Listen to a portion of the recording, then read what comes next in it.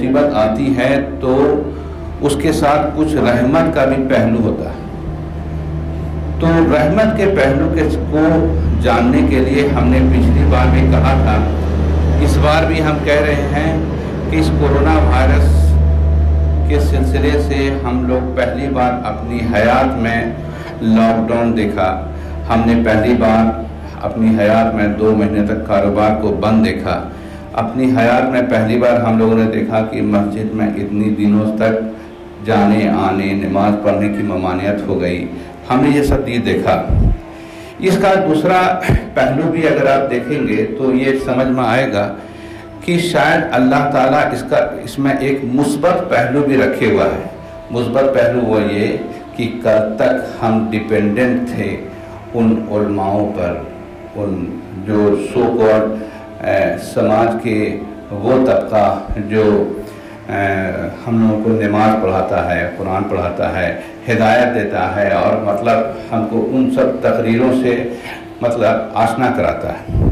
इस बार ये मजबूरी आ गई कि आप जाइएगा कहाँ। अब आप अपने से नमाज पढ़ाइए, अपने से पढ़िए, अपने से हर काम कीजिए।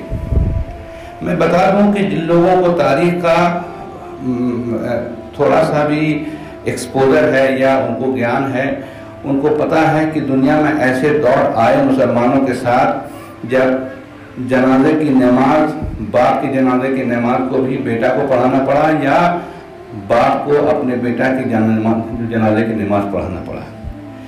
अगर मुस्बत पहलू देखा जाए, ब्लेसिंग इन डिस्गाइज, तो मुझे लगता है कि इस कोरोना वायरस से अल्लाह ताला हम लोगों को ये बात बताना चाहता है कि तुम अब अपने पाँव पर खड़े रहो, खड़े हो जाओ, किसी की बैसाखी की ज़रूरत नहीं है।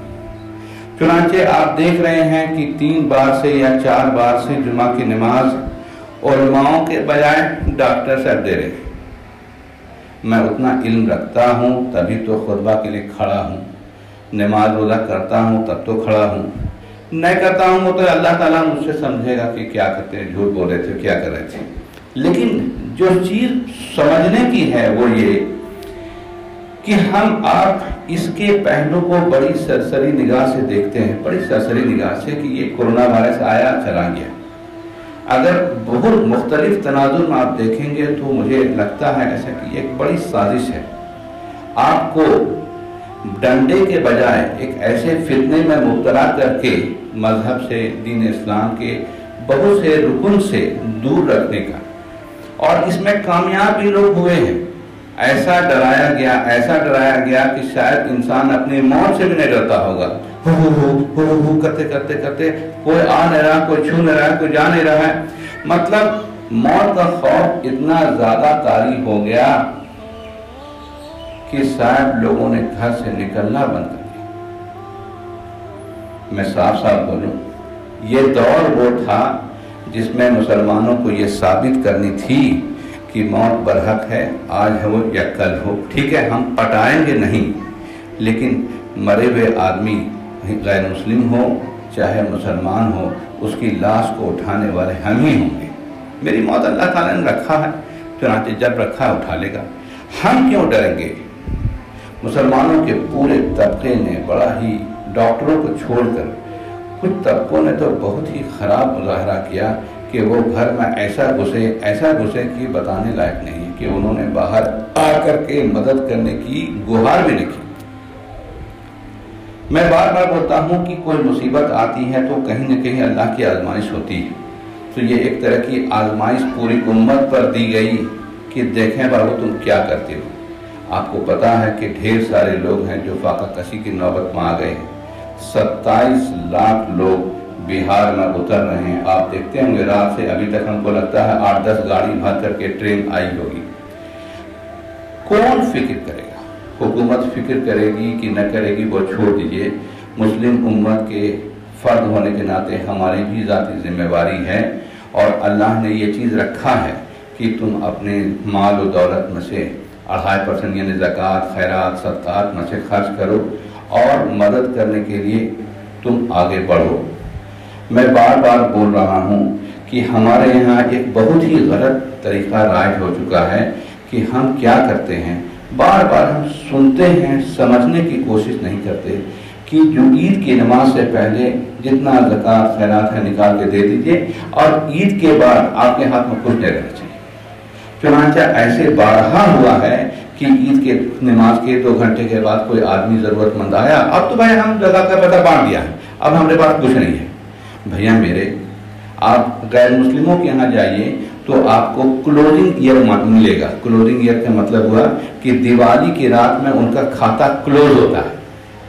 کھاتا کلوز ہوتا ہے اس کا مطلب یہ نہیں ہے کہ پیسہ بانٹ کے ختم کر دیتے، اس دن کے بعد دوسرے دن سے ان کا نیا کھاتا شروع ہوتا ہے، اس میں اوپننگ بیلنس اور کلوزنگ بیلنس رہتا ہے، کھاتے میں پیسہ رہتا ہے۔ چنانچہ مسلمانوں کو اس بات کی قطعی طور سے کسی نے بتایا ہی نہیں کہ رمضان المبارک کا خاتمہ اور عید کی نماز سے پہلے جو اللہ نے کہا ہے کہ تم اپنا کھاتا کلوز کر دو، یعنی تمہارا کلوزنگ ایئر ہوا اکاؤنٹ کا، ٹھیک ہے، پیسہ ہے، اوپننگ بیلنس میں میرے ہے، کلوزنگ بیلنس میں سب کچھ ہے، اب ہم اس کو جو ہم نے بانٹا، جو میرے پاس بیلنس بچا ہوا زکوٰۃ خیرات کی رقم ہے اس کو ہم رکھے ہوئے ضرورت مند کو دینے کے لیے۔ چنانچہ ابھی آپ دیکھیے کہ عید کی نماز کے بعد کیا محتاج لوگ نہیں ہیں، ضرورت مند نہیں ہیں؟ اگر آپ نے بانٹ دیا تو کتنی بڑی مصیبت آپ ہو گئی۔ دوسری چیز یہ آزمائش کا دور ہے کہ مسلمانوں میں جو فتنہ سب سے بڑا آ چکا ہے وہ مال و دولت کی کثرت اور مال و دولت سے محبت۔ میں بار بار بولوں کہ جو حضور اکرم صلی اللہ علیہ وسلم نے بھی کہا تھا کہ صاحب میری امت کو فاقہ کشی کا نوبت نہیں آئے گا، لیکن اس کے اندر موت کا ڈر آ جائے گا، ٹھیک ہے، اور مال سے محبت۔